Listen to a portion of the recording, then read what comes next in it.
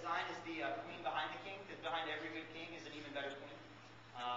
But it's always to just make yourself stand out and to make yourself noticed out of the many, many, many, many other blogs that are out there. Because, I mean, yeah, we don't like to talk about blogs competing against each other, but we do.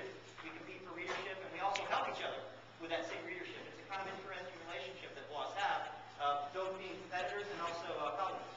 So having a design, having a blog that stands out from the crowd is important to not only getting readers, but also maintaining readership, because there's a lot of people who haven't kind of mastered the art of RSS yet. So they keep coming back to your site to see what other cool stuff that you have to offer.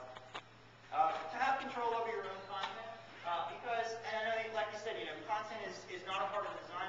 Well, it is.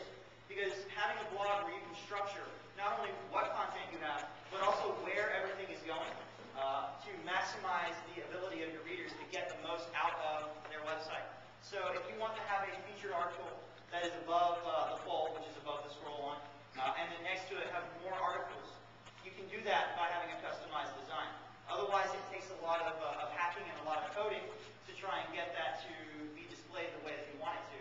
And it's ultimately better to have the strategy planned out beforehand instead of taking something that's already designed or already developed and sort of retrofitting things to fit into the puzzle concept. And the last thing is to personalize your brand. Ultimately, if you have a blog, you want to make sure that that blog is as part of your company or as part of your personal brand as you can.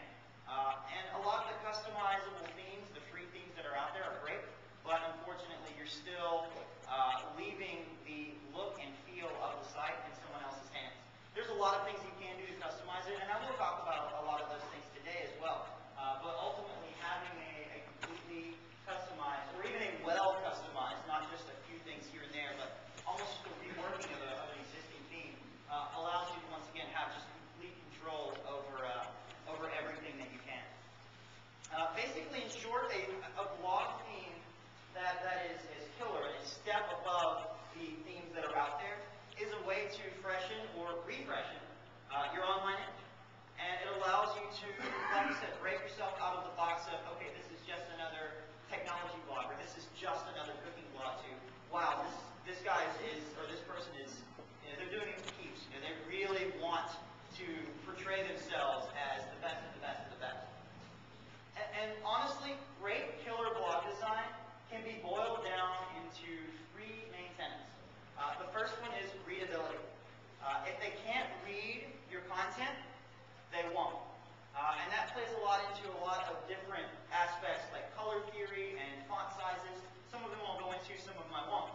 But the ultimate goal is if people can't read the content that you're putting on your blog, they're not going to.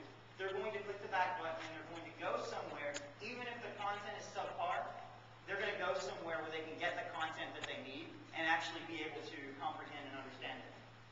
Number two is usability. If they can't navigate through your blog, they won't.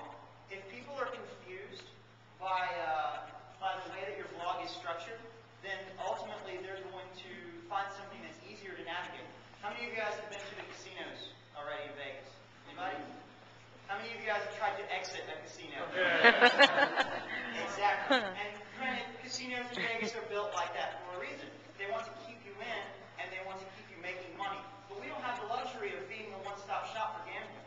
We have the luxury of being one of, or the unluxury, of being one of a couple of hundred places that people can go get content. So they're not going to try and fight through the crowds. They're going to hit the back button and go somewhere where they can find their way around the site very quickly, get the information that they need. The other thing is findability. And of course, if people can't find your content, that doesn't even get them to your site in the first place. And I get it a lot. What does search engine optimization? What does user interface design? What does just being able to structure